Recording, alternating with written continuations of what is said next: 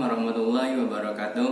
Perkenalkan, nama saya Muhammad Zainal Arifin dari Universitas Nurul Jadid, Fakultas Agama Islam, Prodi atau jurusan Ekonomi Syariah semester 6. Dan di sini saya akan mempresentasikan mata kuliah saya yang mata kuliah saya Manajemen Risiko dan Asuransi Syariah yang diampu oleh Haji Temi Wijaya SMH. Oke, langsung saja tentang analisis risiko bursa efek syariah. Oke, langsung saja. Istilah pasar biasanya digunakan dengan kata bursa, exchange, dan market. Untuk istilah modal yang sering digunakan adalah istilah efek, security, dan stock.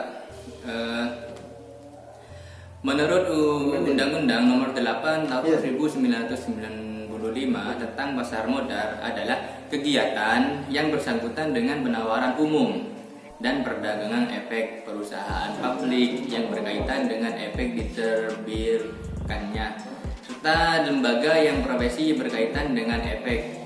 Menurut beberapa ahli, yang dimaksud dengan pasar modal adalah pasar untuk berbagai instrumen keuangan jangka panjang yang bisa diperjualbelikan, baik dalam berbentuk utang ataupun modal sendiri.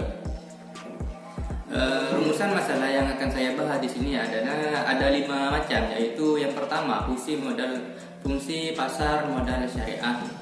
Yang kedua, karakteristik pasar modal syariah. Yang ketiga, instrumen pasar modal syariah di Indonesia. Yang rumusan yang keempat yaitu struktur pasar modal Indonesia. Rumusan masalah yang terakhir yang kelima yaitu analisis penawaran efek syariah di pasar modal.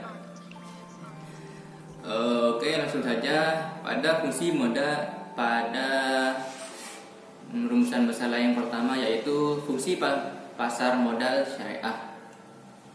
Pasar modal yaitu berperan menjalankan 2 fungsi, yaitu fungsi yang pertama yaitu ekonomi yang mewujudkan pertemuan 2 kepentingan, yaitu pihak yang memiliki kelebihan dana dan pihak yang memerlukan dana. Pihak yang kelebihan dana bisa dikatakan dengan para investor yang menginvestasikan dananya kepada sebuah perusahaan atau pasar.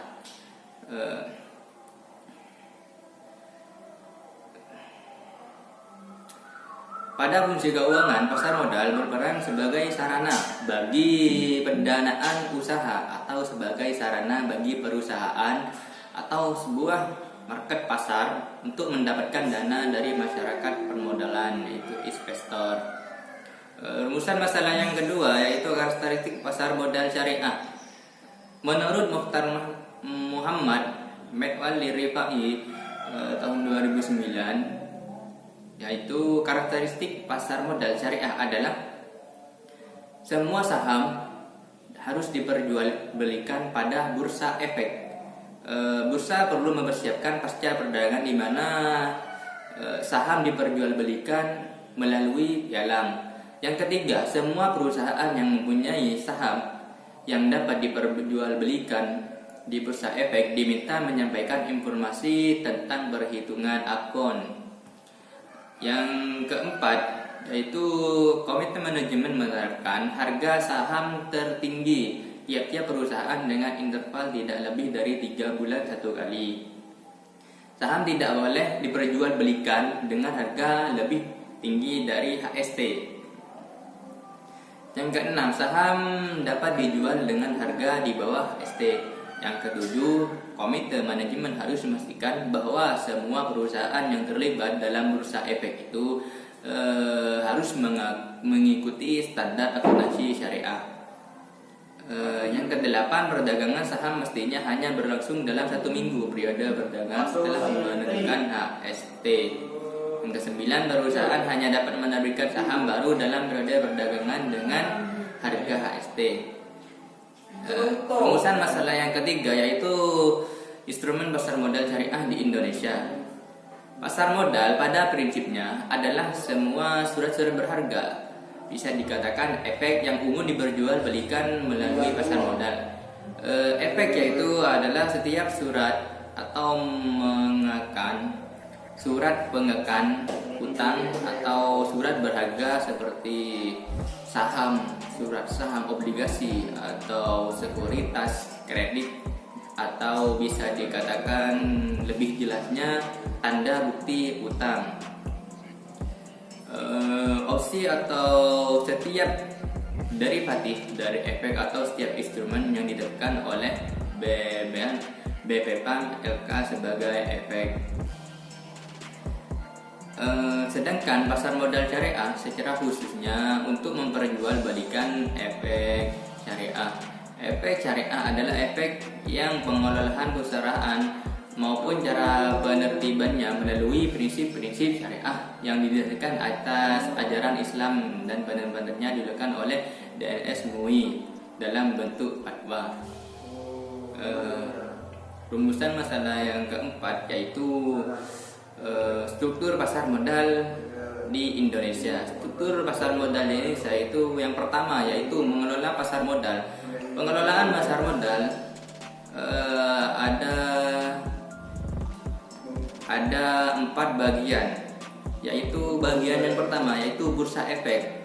Bursa efek ini di sini adalah pihak yang menyelenggarakan dan menyediakan sistem dan sarana untuk mempertemukan penawaran jual dan beli efek pihak-pihak lain dengan tujuan perdagangan efek di antara mereka.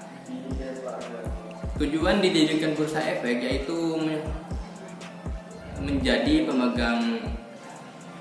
tujuan didirikannya bursa efek tujuannya hanya untuk menyelenggarakan perdagangan efek yang teratur, wajar dan efisien. Yang dapat menjadi pemegang saham bursa efek adalah perusahaan efek yang telah memperoleh izin untuk melakukan kegiatan sebagai perantara pedagang efek.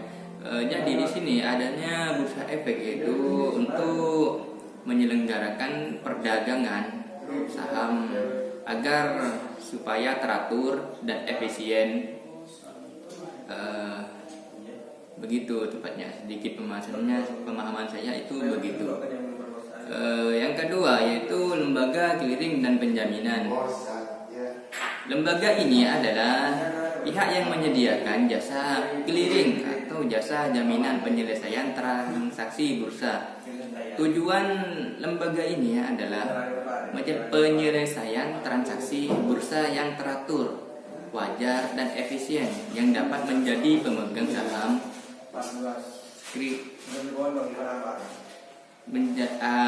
yang dapat menjadi pemegang saham clearing dan penjaminan dalam bursa efek. Yang ketiga yaitu lembaga penyimpanan dan penyelesaian di Indonesia dilaksanakan oleh PT KSDI, yaitu lembaga dalam lingkungan pasar modal Indonesia yang menjalankan fungsi sebagai lembaga penyimpanan dan penyelesaian. Fungsi lembaga ini adalah untuk menyediakan layanan jasa kustodian sentral dan penyelesaian transaksi yang teratur, wajar dan efisien. Yang keempat yaitu penyelenggara perdagangan surat utang negara luar bursa efek. Penyelenggara perdagangan surat utang di negara luar bursa efek adalah pihak yang telah memperoleh izin dari usaha dari BPPAM, yaitu antara lain Himpunan Perdagangan Surat Utang Negara. Yang kedua yaitu para pelaku pasar modal. Para pelaku pasar modal yaitu ada 4 bagian. Yang pertama yaitu ada emiten. Emiten adalah perusahaan yang dapat melakukan penjualan surat-surat berharga atau melakukan emisi di bursa. Emiten dalam melakukan emisi dalam memilih 2 instrumen pasar modal, apakah bersifat pemilikan atau utang. Jika bersifat kepemilikan maka diterbitkanlah saham, dan jika bersifat utang maka yang dipilih adalah obligasi. Yang kedua yaitu investor. Investor bisa dikatakan para pemodal dari masyarakat yang membeli atau menanamkan modalnya di perusahaan atau pasar. Yang melakukan emisi disebut investor. Sebelum membeli sudah berharga yang ditawarkan para investor, biasanya melakukan penelitian dan analisis tertentu. Penelitian mencakup bonafide perusahaan, prospek usaha, emiten, dan analisis lainnya. Woi, lagi woi.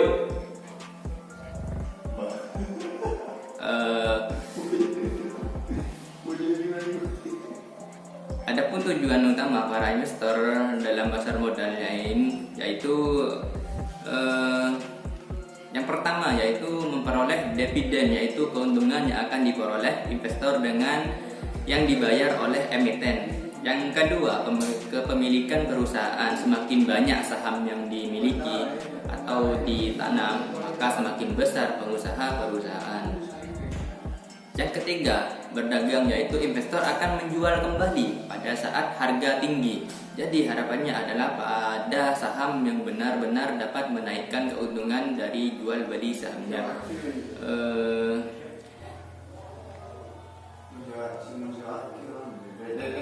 Yang ketiga yaitu perusahaan pengelolaan data, investment company, yaitu perusahaan pengelolaan dana, merupakan perusahaan yang beroperasi di pasar modal dengan pengelolaan modal yang berasal dari investor.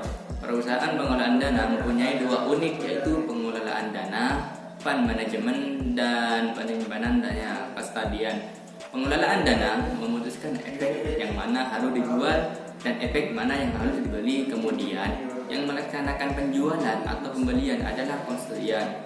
Yang keempat yaitu reksadana. Reksadana adalah wadah yang digunakan untuk menghimpun dana dari masyarakat atau dari investor untuk melanjutkan investasinya dalam portofolio efek oleh manajer investasi. Dari definisi di atas, reksadana dapat dipahami sebagai suatu wadah di mana masyarakat dapat menginvestasikan dananya dan oleh pengurusnya, yaitu manajer investasi. Dana tersebut diinvestasikan ke portofolio efek. Rumusan masalah yang kelima yaitu analisis penawaran efek syariah di pasar modal. Bagi perusahaan yang mencari dana segar, pasar modal menyediakan dana segar melalui mekanisme go public dengan menerbitkan saham dan menyediakan dana dari penjualan saham. Dalam analisis memilih efek, ada beberapa teknik yang dapat dilakukan. Untuk memilih saham dilakukan dua pendekatan, yaitu pendekatan yang pertama yaitu pendekatan fundamental, yang kedua pendekatan analisis teknikal. Yang pertama pendekatan fundamental bisa dikatakan faktor-faktor yang dapat mengaruhi saham antara lain penjualan, pertumbuhan penjualan, kebijakan dividen dan manajemen dan lain sebagainya. Yang kedua, pendekatan analisis teknikal yaitu adalah analisis saham yang dilakukan dengan memprediksi harga saham di masa depan dengan melihat perkembangannya harga saham dari waktu ke waktu, dilakukan secara manual maupun lewat bantuan program komputer. Kesimpulannya di sini, indeks syariah telah menjadi bagian atau instrumen dalam transaksi di pasar modal. Setiap surat berharga yang termasuk di pasar modal syariah harus melalui seleksi yang ketat. Di antara indeks syariah yang selalu diminati di tingkat investor adalah saham syariah, reksadana syariah, obligasi syariah, yang merupakan bagian yang tidak dapat dipisahkan dalam transaksi di pasar modal. Ya, itu saja presentasi hari ini. Apabila dari segi kata atau kekurangan kata dari penjelasan saya, itu saya mohon dimaklumi. Assalamualaikum warahmatullahi wabarakatuh.